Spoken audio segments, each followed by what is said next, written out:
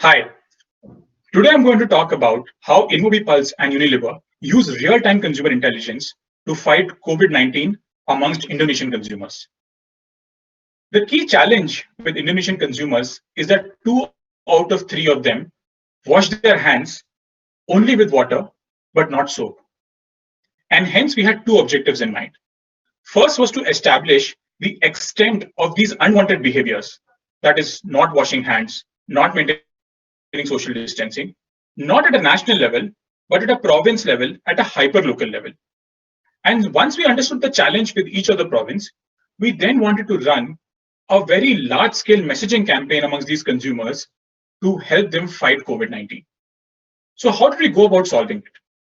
First, we ran large-scale surveys where we understood the extent of unwanted behaviors like not washing hands and not maintaining social distancing.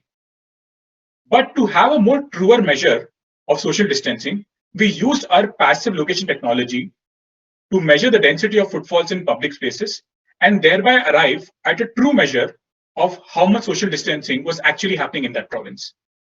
Using these two data points, we were able to identify the key challenge at each province and then ran large campaigns using hyperlocal technology and also distributed hand washing stations to all the provinces that needed them.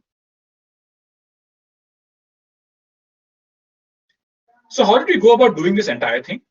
So first of all, we used surveys where we claimed behavior on awareness of preventive measures, personal efforts at social distancing, and individual hand washing frequency. Now, using the passive footfall data, we were able to observe behavior at different public places. But how did we go about doing that is what I'm going to cover next.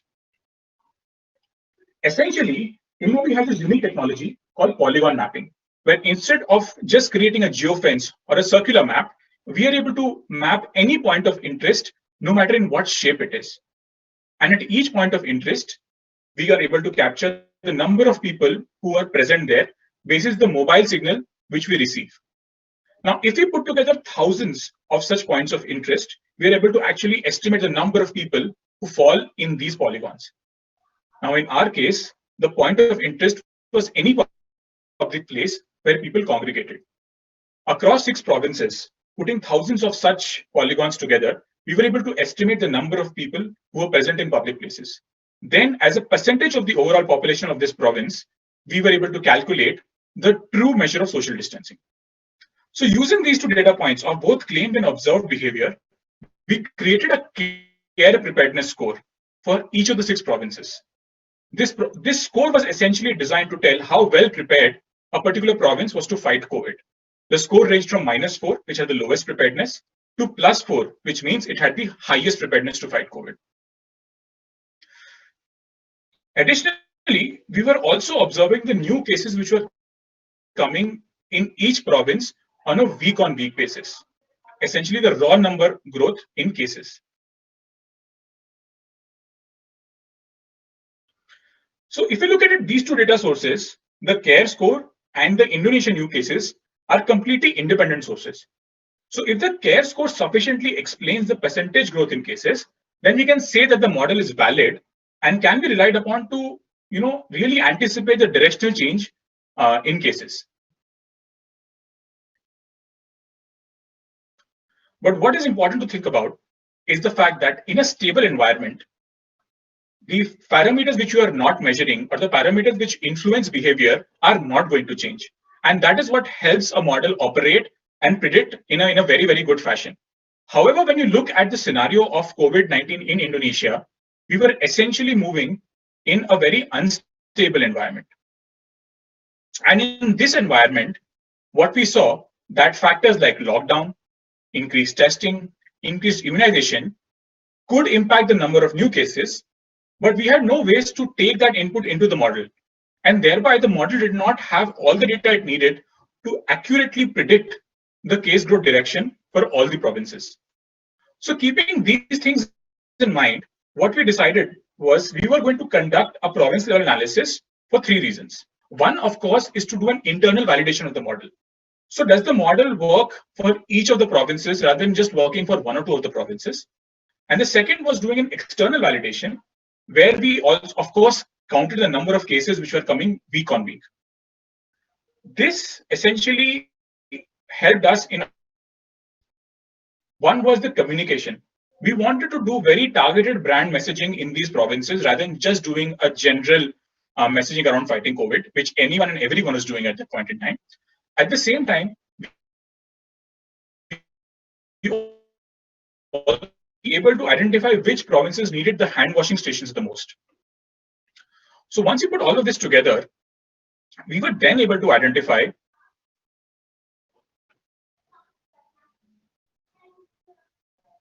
the key challenge for each of the province. What you see here is a preparedness score report. We have 4 parameters. One is a passive data coming in from a unique users versus population, which is a true measure of social distancing. The next 3, social distancing, the awareness of preventive measures, and the degree of hand washing. All these 4 put together created a province preparedness score.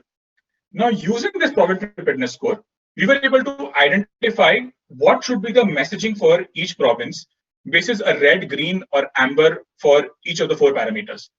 For example, in the case of Jakarta, we realized that in week 6, hand washing was something which was going to be very, very critical. And hold that thought because I'm going to come back to it very, very soon. Once you're able to identify the message for each of the province, that is when the messaging and the campaign really started to come into play. Unilever first identified 4 distinct user personas, but not only that, because you were doing these distinct personas over 6 provinces with at least 3 different kinds of messages, they actually ended up creating 72 unique video ads. And these are all mobile ads, and they each reflected the situation of the persona in a very, very, very unique and interesting way. But for all of these 72 ads, there was just one single destination, which was a website where consumers could buy Unilever products, or rather Lifebuoy products. And this is where it becomes really, really interesting, because the scale of this exercise was massive, because the idea was to create on-ground impact. So it's not about hundreds or thousands. We were able to reach 6.8 million unique Indonesian consumers, which generated 1 million visits to the Lifebuoy page. And 13.7% of the people who actually went to the product page ended up purchasing a Lifebuoy product. So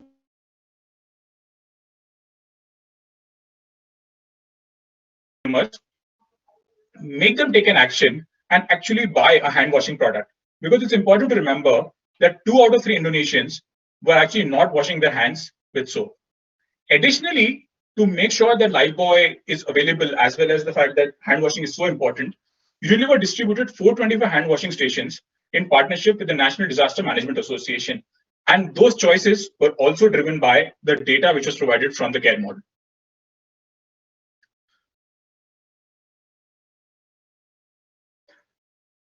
So essentially, and I bring you back to Jakarta, look at how the hand washing scores are explaining the variance of new cases. And that is why we had chosen hand washing as the messaging criteria for Jakarta. So if you look at it, a decline and rise in hand washing scores from week 2 to week 3 is leading to a rise and decline in new cases from week 4 to week 5. And we were able to then conduct this exercise for the other provinces, and the results which came out were very, very interesting.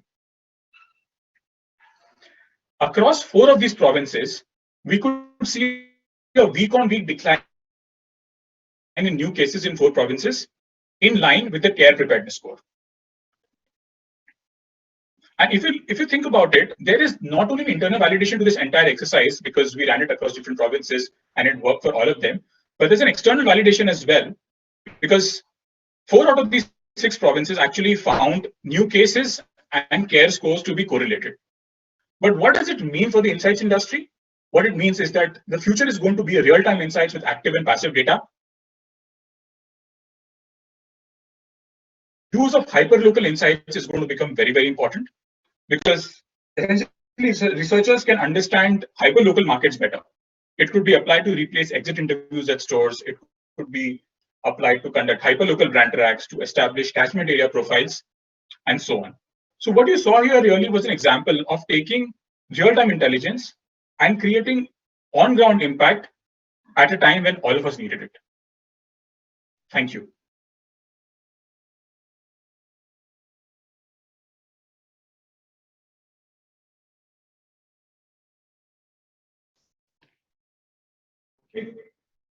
Cool. After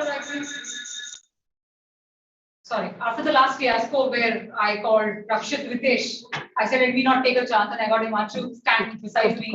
And also, you shouldn't feel that I'm the only one who's asking questions. So, it's always good to have a partner in crime. But one question, hi guys. One question that comes to my mind, right? This was Indonesian consumers, and there's a thought, considering that we do a lot of stuff in India too. So, what would it take to replicate something like this for India? So I think replicating this from an Indian perspective, I don't think it requires a lot. The technology and the research behind it, I think, still stays the same. Right. Of course, we would like to make a few modifications basis learning this. I think what it requires is a brand like Lifebuoy or a client who's willing to back something like this, right? Because it is a significant investment from the client side as well. And that's what I really appreciated about the Lifebuoy Indonesia team. We went to them till let's really fuse research with impact. I think for more than us, I think it was the client courage which was required for this. And to me, it can replicate it anywhere as long as clients are willing to back it. Yes. So yes, hi Soma and hi Utsav. So I mean, going by the entire presentation that we have seen, right? And as we have seen the way COVID has evolved, right, over the various regions that it has evolved, it has continued to throw curveballs at us. We were never expecting things which have happened, right? Wave 1, wave 2, wave 3, and variables, like you mentioned, a slew of things that your client wanted you to test out on, right? The behaviors. Now, what about the peril of the omitted variable? There are things that we don't know, and we don't know what are those things. So how about that these impacts or actions or could be coming out of certain other variables which we haven't thought of? Those absolutely. Things, so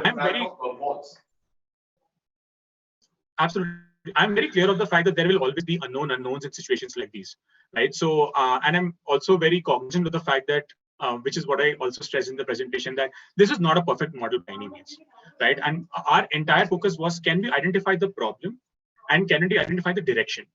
We were only focused on those two things because, I mean, let's face it, right? I mean, I didn't have enough data to even build a model which was very, very high in a prediction sort of an environment. And it's an evolving exercise. The next time I would like to do things differently. I want to ask maybe a couple of more questions. I also want to do passive data in different ways. But again, I would say it comes close, but it will never be a model which will take into account a lot of these unknown variables. And also because probably we are not epidemiologists, right? We don't understand even today how do these diseases spread in the best manner. So it's a limited model, but the idea behind it was that insights can seamlessly drive on-ground action. That was the thing which we were hoping for, and that is what we were able to achieve. That's a very good answer. So, pretty good one, right? Yeah. I think thank you so much, InMobi team. I think again.